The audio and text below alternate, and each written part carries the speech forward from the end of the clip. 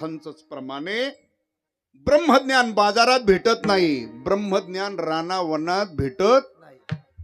ब्रह्मज्ञान नाही मिळत हे हाटी. हाट म्हणजे बाजार. हिंडता कपाटी राणीवनी,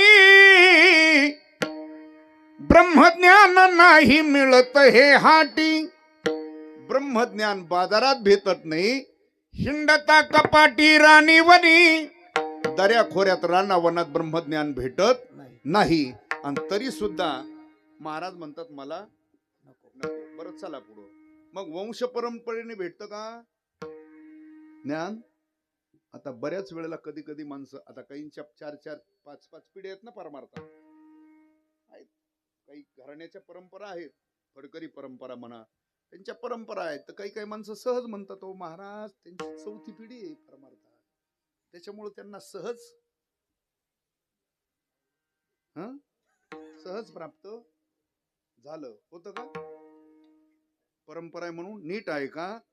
घराण्यामध्ये जर संप्रदायाची परंपरा असली तर पुढील मुलांना, पुढच्या पिढीला परमार्थाची दिशा भेटेल, परमार्थाचे संस्कार भेटतील.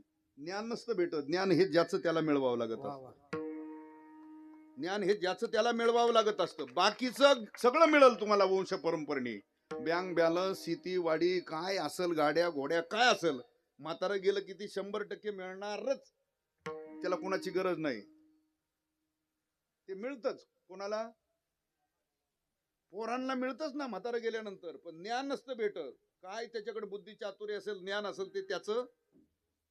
हा, नाही तर कल्पना करा, भजन करा, सांगतो तुम्हाला. विठाला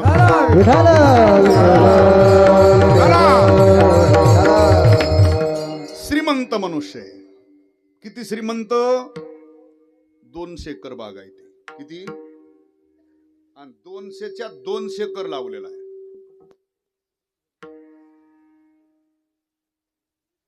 हे तरी म्हणा ही काही ज्ञानेश्वरी नाही. हा, 200च्या 200 एकर लावला. काय? ऊस लावला. 110 वर्ष म्हातारं जगलं. तब्येतीने तसं आहे, जबरदस्त. आणि विद्वान एवढं आहे की पंचकृषीत तेवढा ज्ञानी माणूसच कुणी पंचकृषीत नाही, भागात नाही, त्या भागात एवढा ज्ञानी श्रीमंत, तब्येत तशी, आयुष्यही भरपूर, प्रॉपर्टी 200 एकर ऊस लावलेला आहे. 2 कोटीचा बॅलन्स आहे, 4 मुलं आहेत. ठीक, एवढं सगळं जिथली तिथे. पण 110 वर्ष जगलं ना ती. किती वर्ष? आणि एक दिवशी अचानक आला म्हाताऱ्याला. गेलं म्हातारा, अटॅक आला. ऐका, ते म्हाताऱ्याचं 10वं 13वं सगळं झालं. 15 दिवस गेले सगळे निघून या कार्यक्रमात. आणि ते 4ही भाऊ एकत्र आले. म्हटले ठीक आहे, आता दादा होते तोपर्यंत आपलं सगळं एकत्र होतं. पण आता दादा गेले, त्यापेक्षा मला असं वाटतं आता आपलं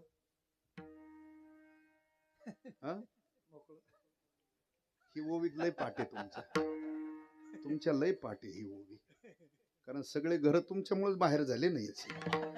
हा, मी म्हणायच्या अगोदर तिकडून म्हणते वायले. ही बरी पाठ केली ओवी तो. विठ्ठला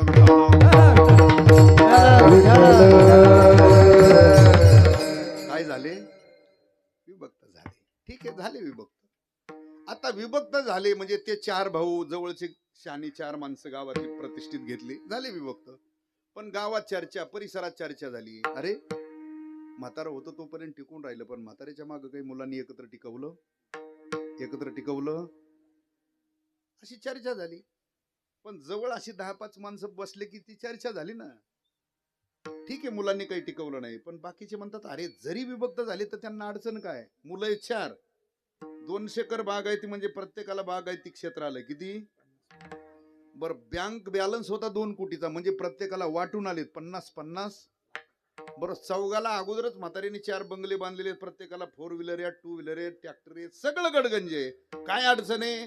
त्याच्यातला दुसरा एक जण म्हणतो आपल्या पंचकृषीत तेवढा विद्वान, तेवढा ज्ञानी कुणी नव्हता म्हाताऱ्यासारखा, त्याच्यासारखा ज्ञानी आपल्या भागात माणूस.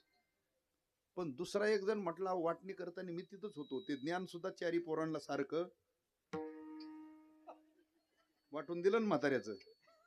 येतं काय म्हाताऱ्याचं घेता?